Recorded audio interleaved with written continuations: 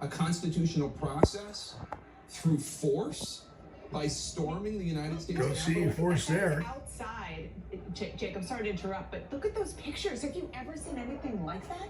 I mean, these are protesters outside on the steps of the Capitol. They're physically in there. Well, it's a fitting end being characterized by lawlessness. Wow, they really wanted a bunch of people standing around. You know, after Black Lives Matter summer, this didn't seem to be all that to me.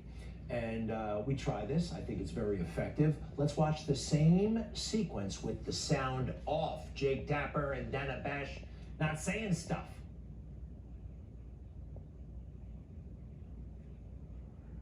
Almost looks like they're standing and watching democracy. Presidential inauguration. It looks like a football game, maybe. Tailgating. I don't know. I'm not traumatized by this. All right, but wait a second. This isn't all the footage, of course. Let's find another. Okay, let's go to January 6, 2020. This is in the afternoon. Okay, ready? Hit it. This is basically taking over, storming the Capitol. That looks like it's a real riot. It's anarchy. It really is anarchy. And the president has encouraged this time and time again, and they are stopping the constitutional. There's people walking through because they were waiting to come in. One more time, and let's mute it.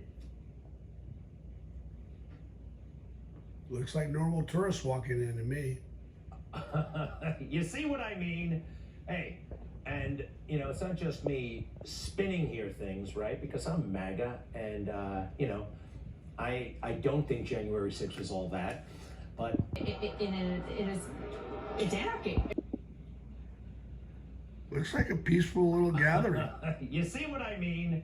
Hey, and you know, it's not just me spinning here things, right? Because I'm MAGA, and you know, I don't think January 6th was all that, but even the left, they have to acknowledge that what was on TV on January 6th, what President Trump was seeing, if he was actually watching TV, and they haven't totally established that, was, well, not all that. I think it's really important to remember, it didn't look as bad on TV as it actually was. And that's not the fault of any television network or any producer or anything. It's just, most of the live shots were from far away. We didn't see inside the Capitol the horrible violence, the attacks against police. There were only a few of those videos that came out during the day. It took several days to reckon with just how violent this was, and then several weeks to learn about the security failures and all the rest. Thank you, CNN. I totally agree. So President Trump had this TV on in the background. What was he supposed to do? Call in the B-52s? No, he wasn't. The January 6th report, they actually don't cite CNN. They cite a report on Fox News. At 2:38 p.m., Fox News was showing video of the chaos and attack with tear gas filling the air in the Capitol Rotunda. And a newscaster reported, this is a very dangerous situation. Well, 2:38, Fox News. We found that, okay? They said, what? Tear gas filling the Capitol? Let's just see what 2:38 on January 6th on Fox News looked like.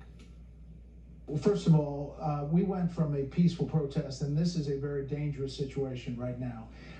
That there are, I'm being told, these protesters on the inside are around both chambers, and there is now tear gas inside the Capitol Rotunda.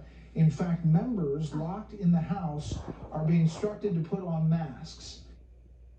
Okay, so you see the images, though. And you see how they're trying to really hype it. And then there was stuff going on inside, but it wasn't visible on television. CNN told us that didn't become apparent for weeks. So what was President Trump actually supposed to do? You know, presidential decision-making, I actually read a book about it a long time ago in junior high school. Hype it. And then there was stuff going on inside, but it wasn't visible on television. CNN told us that didn't become apparent for weeks. So what was President Trump actually supposed to do? You know, presidential decision-making, I actually read a book about it a long time ago in junior high school. It's written by a Harvard professor. I read it for social studies. Presidential Decision-Making by Roger Porter, Harvard professor. And guess what? The president is not some guy, it's not a security guard looking at the TV, picking up the phone and saying, what's going on over there? It doesn't work that way.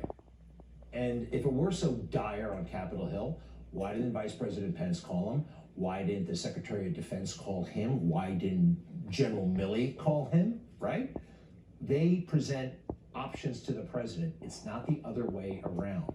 And they're trying to fool everybody on this one. And for a lot of folks, rhinos, liberals, they've gotten away with it. But the truth is going to set us all free. All right, now this.